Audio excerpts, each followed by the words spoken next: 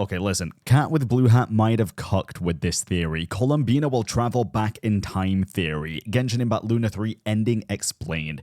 I actually do want to watch this. I didn't realize he made this video, or they made this video.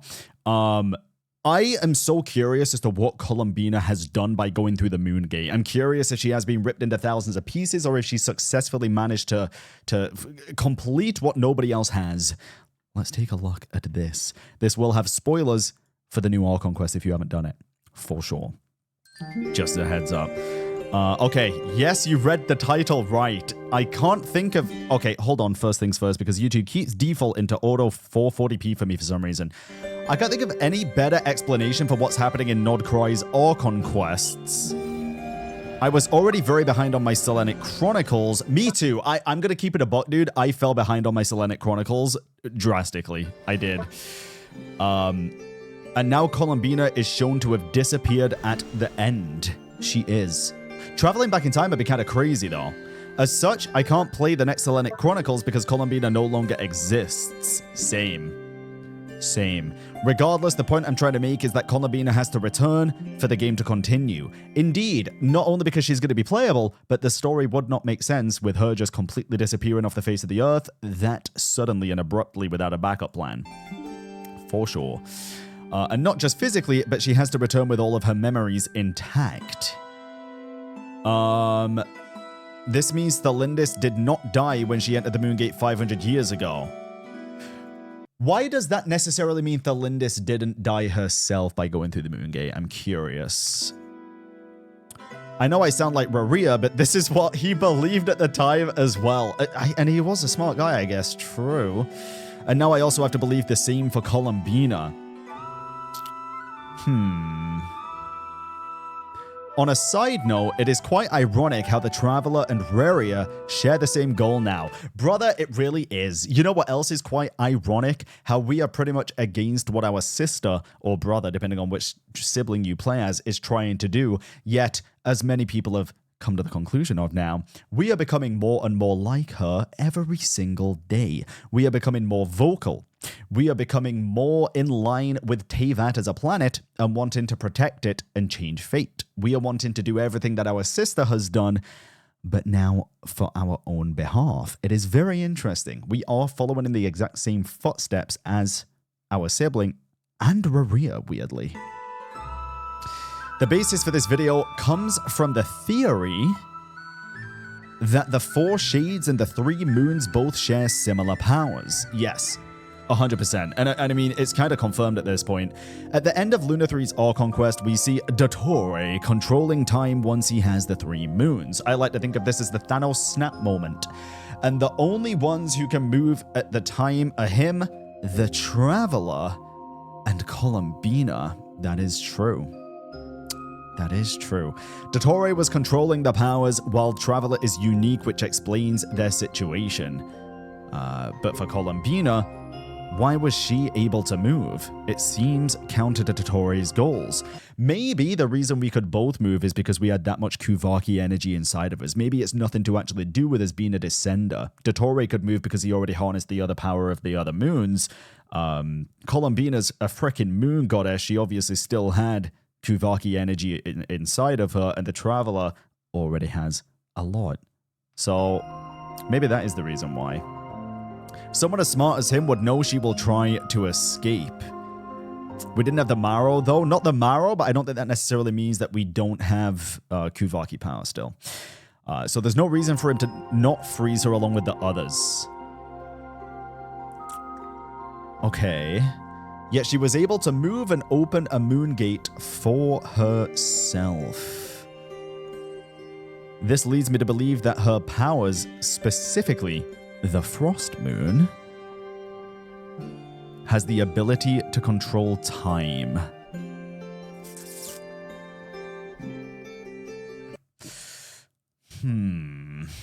Oh god, we're getting into weird territory now. For some reason, dude, I would sooner go with my old theory that Columbina is Asmodee's new master and she just used space. than say that the moon powers can control time, specifically, especially the frost moon. But I'm going to let Cat with Blue Hat cook here and see.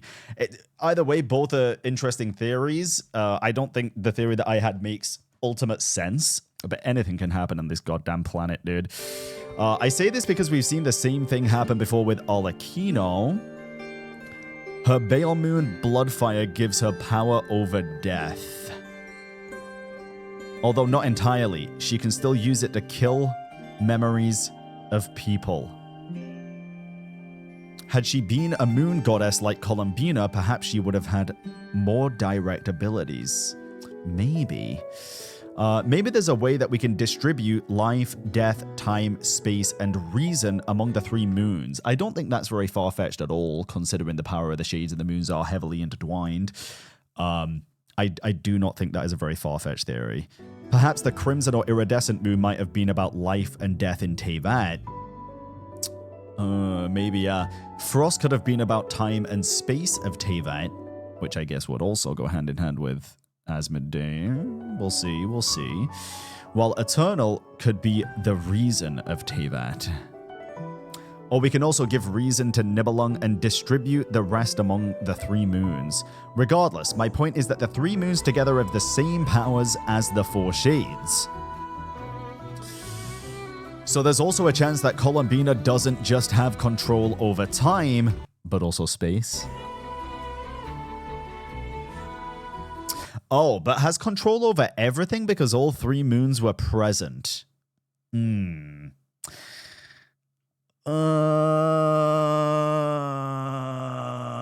I feel if she had control over everything in this moment, I feel like she would have done more than just leave. Personally, I don't know. Both of them would have had control over everything at that point. I don't think that's necessarily as accurate as the rest of the theory. I think that is more in line with what Dottore is harnessing, not Columbina. I could understand time and space, but not everything. Not everything. Ever since the start of Nodcry, there have been many hints to the 4th moon. If Columbina is the 4th moon, where is this going? She could have control over all 3 moon powers.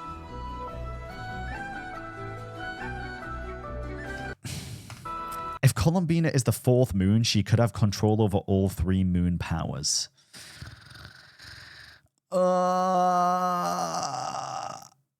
I mean, I can't say directly no, obviously. I think that'd be kind of silly, though, to be honest. I feel like, if anything, if she was a brand new 4th moon, then she should also have, like, a brand new 4th power.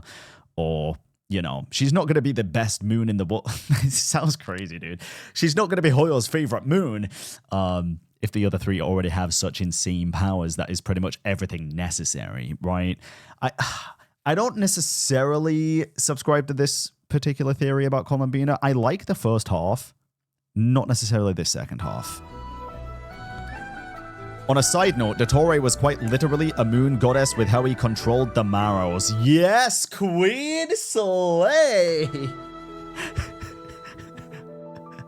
The other major thing we've been seeing in Nodcry's Archon quests is interactions with the past. That's true. Yeah, we have seen that. Quite a bit, in fact. Columbina could show us our past and spaceship's location. Dude, this is still insane to me. In Nodcry's World Quest, do you know, by the way, this spaceship, if you use elemental sight on it while it's that weird hologram thing, it's a weird green color, kind of like Data, like a Matrix green, not like Dendro green. It's got like grid lines on it and stuff, and it's just like a deep, dark green. It's very interesting. Very interesting. In Nodcry's World Quest, Isla speaks to the Traveler from the past. World Quests have referenced what's going to happen in the Archon Quest a few times.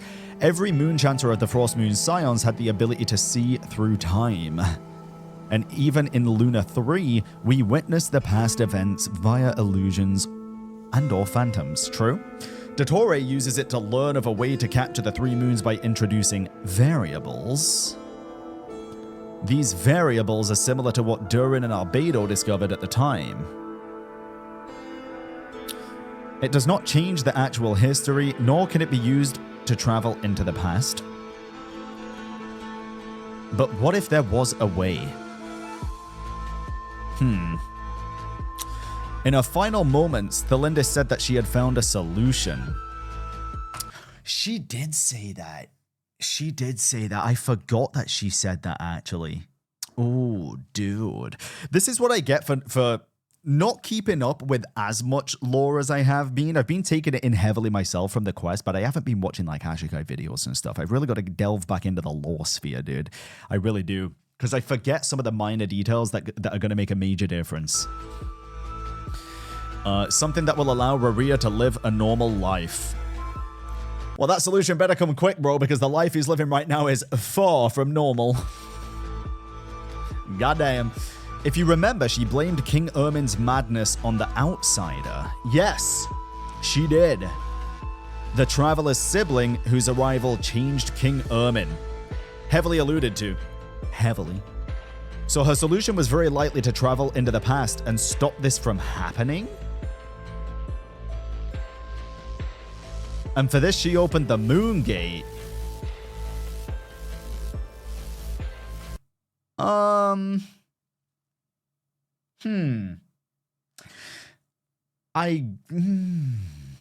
struggling to like, listen, this might sound insane. This might sound insane. During this time is when the sinners were approached with the ultimate power of the abyss, correct? During this time period.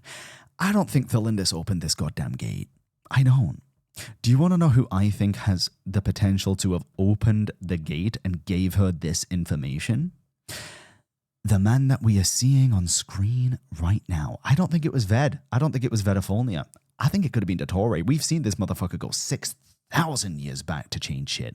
We've seen this dude go way back and change things. I think even, hey, maybe it could have been Vedapholnia, but I think this motherfucker planted those seeds. I think he did. I think he is Genshin's ultimate villain. I think he went back and planted the seeds of fate.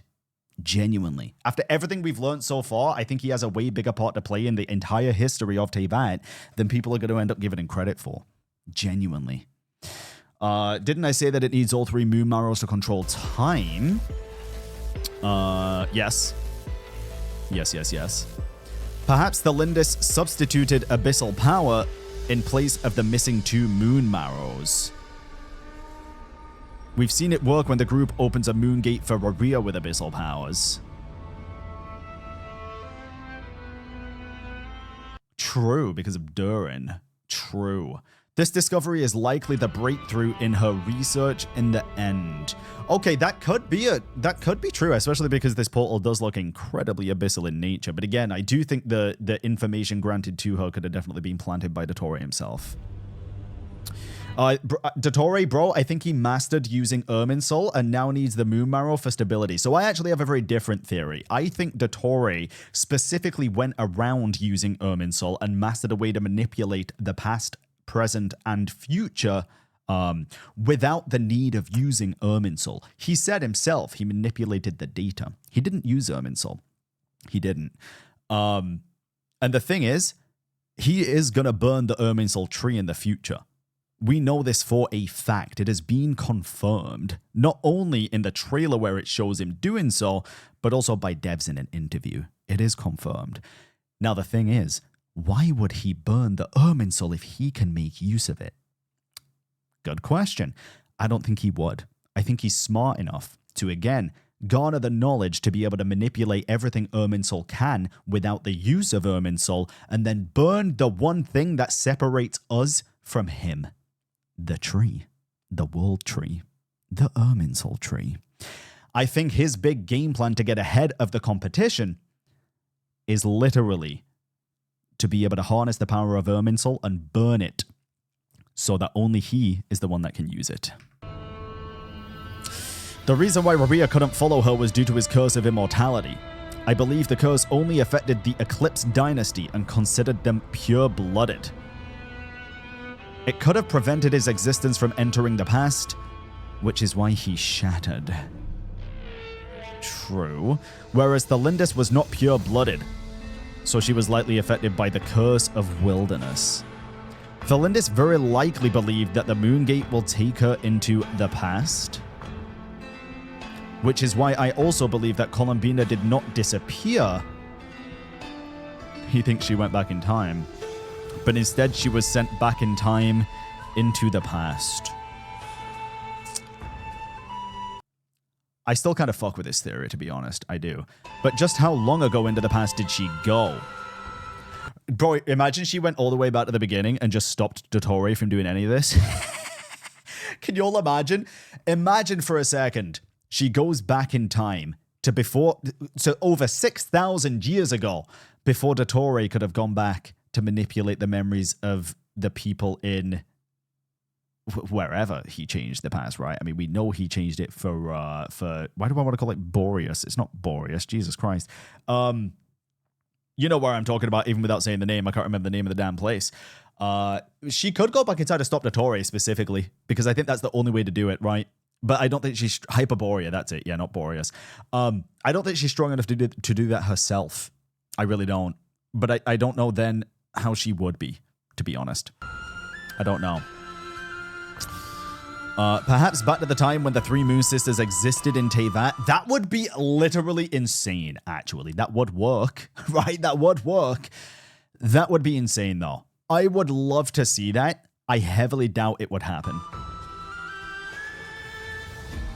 As for the proof that Columbina traveled into the past, is there any? Remember how she just decided on her name in Luna 3? Yes. Columbina Hyposelenia. Yeah, Columbina born beneath the moon. What if I tell you someone knows her with this exact name in the past? I would call you a liar because we searched. There's no way. There's no way, right? Wait a minute. Is bro gonna cook harder than I've ever seen a 3-star Michelin chef force his kitchen to cook into oblivion? Is it you? Are you here? At long last, I can see you once more. Our fates have crossed, and I am finally free. Tell me, what was it that brought you to us all that time ago? If only I had possessed your courage, then I might have been spared this torment. But this moon chick didn't know her with the full name, right? It was just Columbina. Painful than death. Right?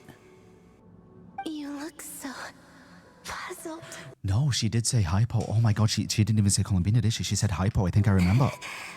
That's how I felt too when I first saw you. Cat with blue hat. But trust me when I say that everything Cat with blue hat. Farewell, Hypo. Holy cook. Holy chef, he might actually be right, dude. She might go into the past to meet the Moon Sisters. Oh my god, what a catch, bro. Why'd my light fall? What a catch. Holy shit. What was that all about? Was that the goddess of the iridescent moon? Oh. Surely this is the time where... Listen. Surely this is not just because she harnesses the power of the Frost Moon, though, that she's able to do that. Surely this has Istaroth and maybe Asmodee written all over it. Surely. I can't imagine it's purely to do with the moon power. I can't imagine that. Surely it's got something to do with the shades as well. It sounded like she was speaking... I know they basically harness power from the moons, but like the same powers... I have to imagine it is to do with the shades too, though. We've had far too much shade lore recently for that to be a thing. A long-lost friend. For that not to be a thing. None of us have ever met her before, right? Dude, the iridescent moon goddesses met with Columbina over 6,000 years ago. She is going to go back over 6,000 years to Hyperborea, but before Hyperborea maybe. Definitely. Well, actually, I don't know when Hyperborea was created, but before the moons died, possibly. And actually... try stop Dottore by doing that? That is, if that is the case, dude, that is a genius move. Genius move. My god. And from this conversation, she seems to have met with all three moon goddesses as well. Yes. So what's next in Luna 4 based on this theory? To bring her back, we can use the 2 moon marrows that Dottore has.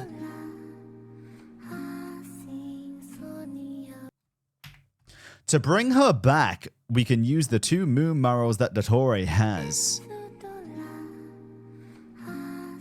Of course, he wouldn't just hand them over. The Harbingers also have a rule to not fight amongst themselves. Let me let them cut for a minute, and then I'll... But given his disobedience, it feels like the Sarita would personally order all Harbingers to stop him. Yeah, I agree. I agree. I'm most concerned about Sandrone among everyone. Okay. Surely there's going to be another way to bring her back than using the 2 moon marrows that Dottore has. Because I'm going to keep it a buck, bro. I don't think there's any chance in hell we, as the Traveler, stop him while he has that power.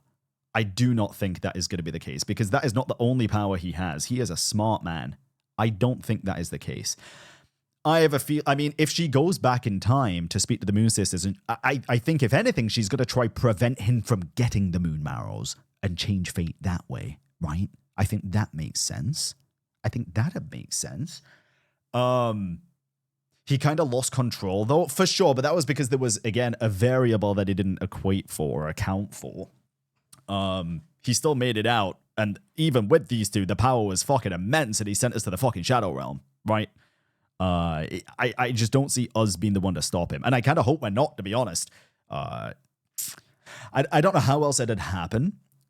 Maybe, yeah, other than Columbina going in the past, figuring shit out and doing it herself. I have a feeling Columbina has to be the one to stop him. I do. Of course, he wouldn't just hand them over. Yeah, we saw this, sorry. Most concerned about Sandrone among everyone. She was so depressed that she didn't even join the group to say goodbyes. Yeah, and she went to the cave after too. She's also missing from the meeting at the end of Luna 3. Shit. There's no way she doesn't know what happened with Columbina. You highly doubt the Dottore thread will last until Snezhnaya. Brother, I think you're entitled to that opinion, for sure. Just as a heads up here, I'm not meaning to like discredit anybody else's theories or opinions on this. However, I think people are vastly underestimating just how much of an impact this motherfucker has had on the entire story of the game. He is quite literally public enemy #1. He is what I would argue to be the first actual main antagonist we have had in Genshin in the past 5 years since the game started. Genuinely. Because we never really knew a specific person that we were fighting against other than, like, you know, the Abyss or the Abyss Order or the Fatui Harbingers. We have a #1 target right now. I don't think we've ever had this, right? Correct me if I'm wrong. Correct me if I'm wrong. I don't think in terms of the Traveler, he's actually had like a #1 person that is the antagonist to go for. Raria doesn't count? No, he's just part of the Sinners. Raria does not count. At least in my opinion. Signora, Rip, part of the Harbingers. And you can say Dottore is part of the Harbingers as well, but it's part of the bigger puzzles, right? Raiden, I still don't think so. I still don't think Raiden was ever like a #1, like, be-all and end-all of the Genshin story is what I'm saying. Dottore could easily be with what he's doing right now. Easily. Ermin, never met the guy. Vadafolia was kind of set up as one too. True, he was. Dottore, yeah. If Dottore is the one that has been pulling the strings since before we entered Teyvat, since 6,000 years ago, technically, I think it's fair to say he is the #1 enemy and the first, technically, #1 enemy that we've had. Capitano, you're high. He's never been an enemy. And seeing Arlecchino's reaction at the end, I fear we'll be witnessing the rise of a second Dottore very soon. What do you mean by that? You think Arlecchino's going to become a second Dottore? She'll definitely be a key player in utilizing the moon marrows to bring her back.